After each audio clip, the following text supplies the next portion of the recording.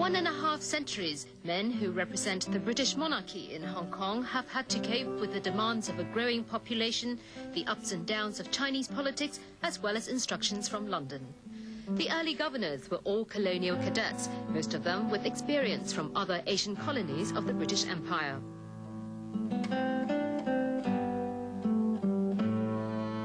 But being governor of Hong Kong in the 1800s was hardly a plum job.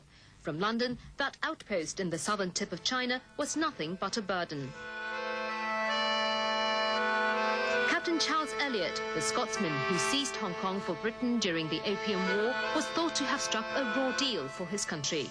I think the whole of Hong Kong's development has been very different from other colonies, simply because when the British stepped ashore in the early months of 1841, there was really no one, as there had been in other colonies, there was no one really to govern. They were just there on a sandy shore, and all they had to do was to look after themselves. Britain sent us our governors, but that was about all. And in those early days, of course, it took 6 months to get a reply to your letters. So the people here really had to do things on the spot and make decisions on the spot.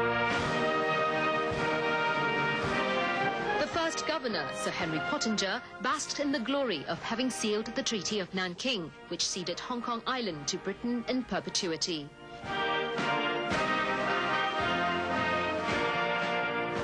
Every single hour I passed in this superb country convinced me of the necessity and desirability of our possessing such a settlement, a place from which our subjects in China may be alike protected and controlled. But later on, it turned out that those very subjects Pottinger referred to had more control over the governor rather than the other way round. In the 1840s, the colony was insolvent. London demanded a solution, but the taipans were against higher taxation. But what London Whitehall policy regarding Hong Kong, or for that matter the China trade, may not necessarily coincide with the big British commercial mercantile interests in Hong Kong, like Jardine's Hong Kong Banks and Swire Pacific interests. I think that the Swire Group from very early days, once it went to the Far East, became much more interested in transportation, shipping agencies, running ships, and then subsequently, which I think was a great contribution to Hong Kong, of course we built the Taikoo Dockyard at Quarry Bay, and a little bit earlier a sugar refinery there, and that provided a lot of employment in Hong Kong. They have the prestige and the power and the authority to pass their views, to present their views to politicians in Britain and other countries. So they've always had, the taipans, if you like, of this territory, have always had an immeasurable amount of power and authority, influence in Hong Kong and, of course, in Britain. After all, it was men like William Jardine who put their money in Hong Kong in the first place to develop it into a trading port. Sir John Davis, Pottinger's successor, once remarked, "It is much easier to govern the 20,000 Chinese inhabitants of this colony than the few hundreds of English." Victorious in the Opium Wars, Britain managed to seize Kowloon Peninsula in 1861 and then later leased the new territories for 99 years. The Chinese population in Hong Kong in the mid-1800s was made up largely of labourers and tradesmen. They came here to make their money and then would return home to China. That began to change during the Taiping Rebellion. A surge of refugees came across the border. Unlike some of the earlier Chinese inhabitants, the newcomers were here to stay. Gradually, a Chinese middle class sprung up, and it was no longer possible for the governor to ignore them. Sir John Bowring, the 5th governor, tried to promote exchanges with the Chinese community. Sir Arthur Kennedy in the 1870s was the first to invite Chinese guests to social functions at Government House. The combination of Chinese entrepreneurialism and British administration gradually transformed Hong Kong. By the time this photograph was taken in 1897 at the celebration for Queen Victoria's Jubilee, Hong Kong had already become a thriving commercial development, peppered with colonial buildings. The Peak Tram was transporting Europeans to their favourite spot on the island. The Star Ferry began operation at the turn of the century as Kowloon also developed.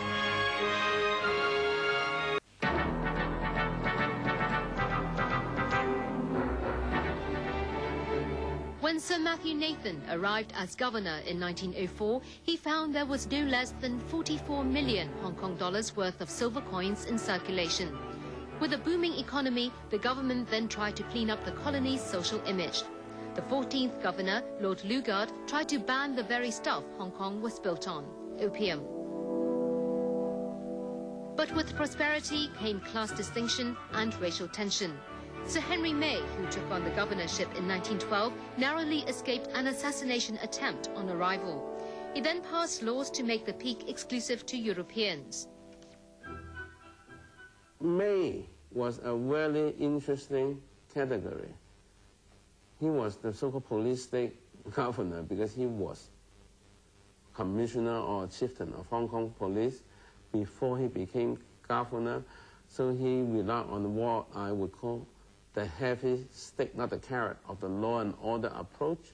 And he is very draconian, and he resorts to all sorts of legal and administrative measures to squash what he considers factors of unstable, unsound influence. The British administration did not trust the local Chinese to keep law and order. The Royal Hong Kong Police Force was made up largely of Indian officers.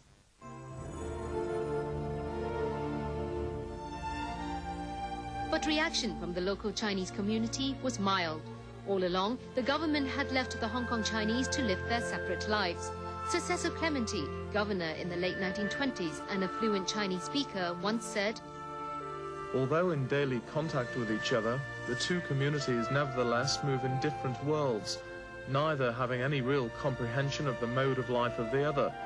This regrettable misunderstanding retards the social, moral, and even commercial and material progress of the colony.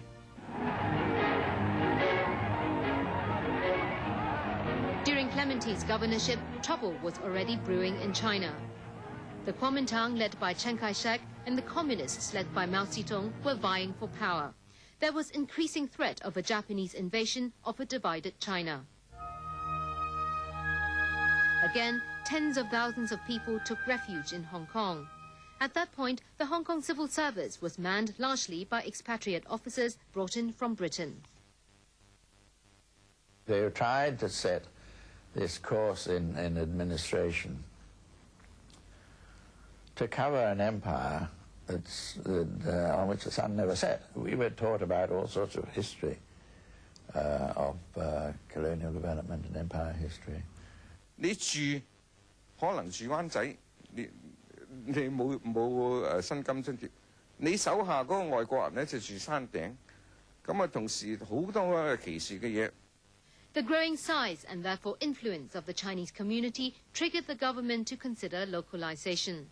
In 1935, when Sir Andrew Caldecott was governor, the administration began advertising its vacancies. But expatriates continued to dominate the civil service until well after World War II. Japan's invasion of Hong Kong was sudden and defeat was swift. The governor, Sir Mark Young, begged London to allow a surrender. Young was taken on a humiliating trip across the harbour by Japanese troops.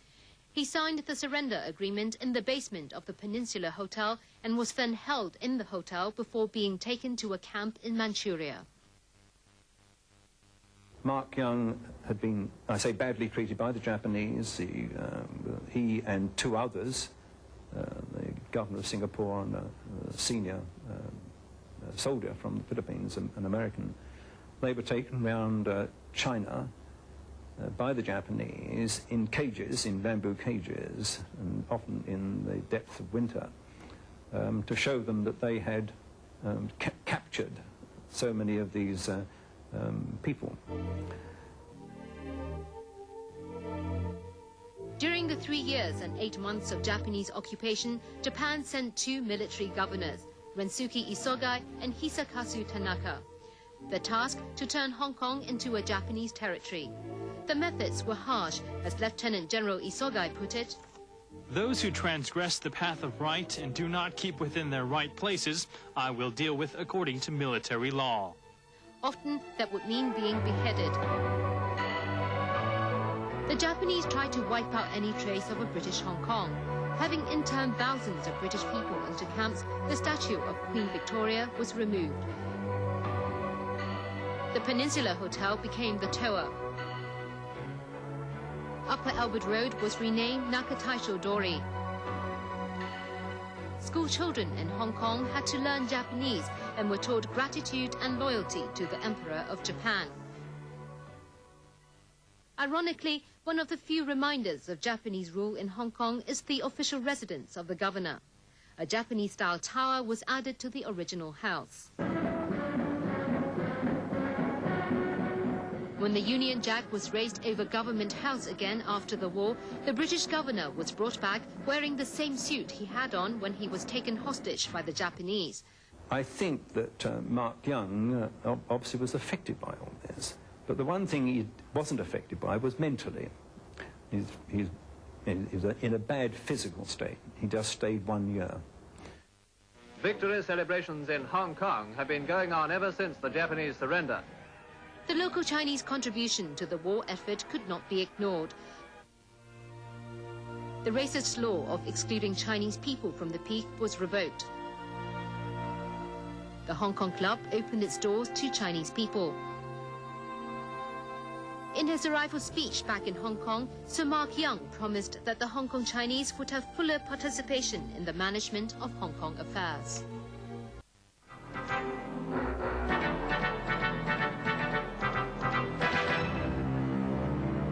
Sir Alexander Grantham arrived in the war-torn Hong Kong in 1947. The harbour, once packed with great ocean liners and fishing junks, was dotted with only a few battered freighters. Grantham faced the task of rebuilding the city as well as coping with rising political tension across the border. But having served 13 years in the Hong Kong government, he was well prepared. I believe that Grantham was the best governor we ever had in Hong Kong. But he had real difficulties because by the time he came in 1947, and these signs of civil war in China, he felt that this was too much to think of Hong Kong becoming independent or with a democratically elected EXCO, LegCo and so on. The pressures on Hong Kong that existed at that time were very, very high and difficult to deal with. So really the governor was very much an autocratic form of leader. And Alexander Grantham was indeed in that category. When he visited government departments, for example, and I was a very junior officer at that time, and quite senior officers were very nervous about it. He had a good relationship with people, but at the same time, everybody knew where the power lay. The Korean War dealt another blow to Hong Kong. American sanctions against China vastly reduced import and export. The economy was kept afloat partly by Shanghainese businessmen like C.Y. Tung and Y.K. Pao, who left China not only with their money, but also their entrepreneurial skills. At the same time, the communists in China were close to victory. The Kuomintang under Chiang Kai-shek fled to Taiwan. The population, reduced during the war, was building up again when tens of thousands saw Hong Kong as a safe haven from China's political unrest. But there was no proper housing for them. And then came the Great Fire. The blaze in the squatter area of Shek Kip Mei made 53,000 people homeless. Those who had little then had nothing. The government's priority was obvious: housing. And that led first to the two-storey Bowring bungalows, which didn't last very long, but also led to the construction of these massive 6- and 7-storey concrete boxes. That's all they were. Didn't even have windows. They had wooden shutters. They were just concrete. There was no rendering on the wall. There were communal latrines, communal cooking. But they were fireproof. But demand always outstripped supply. In view of the political and social situation, Grantham concluded that it was not the right time for democracy. He remarked, Hong Kong can never become independent. Either it remains a colony of the British Empire or it's reabsorbed into China. His predecessor, Governor Young, wanted to introduce some form of election, but the plan was abandoned. The government continued to focus on improving the livelihood of the people instead. By the time Sir Robert Black became governor, recovery from the war was pretty much at full speed. Black's governorship was plagued by water shortage. Supplies came for 4 hours every 4 days. There was little the government could do to relieve the wrath of heaven, but Sir Robert would visit deprived areas in the heat of summer to at least show that he cared. In the mid-1960s, Mao Zedong turned into a cult figure in China. What started off as the building of a Marxist state evolved into ultra-leftism and purges against those who did not conform to an increasingly bizarre ideal. The Cultural Revolution spilled over the border into Hong Kong in the form of riots, often right at the doorstep of the governor. Sir David Trench had a brilliant colonial career behind him, decked with medals for his fighting during the Pacific War. But at a time when the authority of the Hong Kong government came under test, Sir David Trench went on a holiday. Sir Jack Cater was left to lead the civil service. Very unpleasant things were being said about me at the time, about being killed and all sorts of odd things happening to parts of me and so on. Sir Jimmy McGregor, who was also serving under Trench, was among those who received death threats. At one point, certainly, I thought that the Hong Kong government was wavering, that there was a lack of direct commitment that people were getting at the most senior level in Hong Kong, that one or two people were getting nervous. The first thing is that when I left here in October, I said that I hoped that on my return I would be able to say something about how long I was going to stay in Hong Kong. Well, as it happens, I was told just before I left that Her Majesty the Queen, a day or two ago, had been pleased to approve the extension of my term of office for 6 months. Despite his questionable leadership, Sir David's tenure was extended 3 times. You signed me those books, sir. The new governor in 1971 was a different category altogether. By then, the British Empire was crumbling. Unlike his predecessors, Sir Murray MacLehose was not a colonial officer, but came from the Foreign Office. You see, there were very few colonies left, and there weren't any retiring officials in other colonies that would have done. So they looked around for somebody else who had been in Hong Kong and perhaps knew China and knew the world a bit too. MacLehose's contribution to Hong Kong can be seen everywhere today. Public housing. New towns sprang up to relieve housing shortage. A campaign was launched to clean up the city. It was also during MacLehose's time that the end of British rule in Hong Kong began to sound. Curiously enough, looking back on it, a belief amongst quite a lot of people in Hong Kong, I mean, not just foreign, Chinese as well, that somehow or other 1947 mightn't matter. You know, it might be avoided some way or other. 1997. 97, yeah. The nitty-gritty of how the territory would be handed back to China was left to Sir Edward Youd. He was once the British ambassador to China and a fluent Mandarin speaker. Negotiations in Beijing was not unfamiliar to him. But the talks dragged on for 2 years, hampered by the question of whether Britain should have a role in Hong Kong following the handover. The outcome was the joint declaration, promising a high degree of autonomy for Hong Kong and preservation of its way of life for half a century. By then, the governor was exhausted. Teddy Youd already had a heart bypass. Another trip to Beijing to tie up loose ends of the negotiations finally took its toll. On the night of the 5th of December 1986, Sir Edward passed away alone in the British Embassy. His wife, Lady Pamela Youd, had travelled to another part of China, unable to say goodbye for the last time. We are greatly indebted to Sir Edward for the outstanding service he rendered to the people of Hong Kong during his term of office. and in particular, during the difficult years in Hong Kong's history. Many in Hong Kong felt that Sir Edward had given his life to serve the territory. People queued outside Government House to pay their respect. 佢最主要係關於中英雙方面嘅會談，佢即係來來去去咧，即係在斡旋工作方面咧做咗好多功夫。I think he's a good man, a good governor. It was Hong Kong's way of saying thank you to a man who had given just too much. There were 10 years left till the end of British rule in Hong Kong when Sir David Wilson arrived. He was to make sure that Britain leaves Hong Kong in a glorious state. But the shock of the 1989 bloody crackdown in Beijing aroused the territory's political consciousness. There were calls for direct elections and pro-democracy groups began to take shape.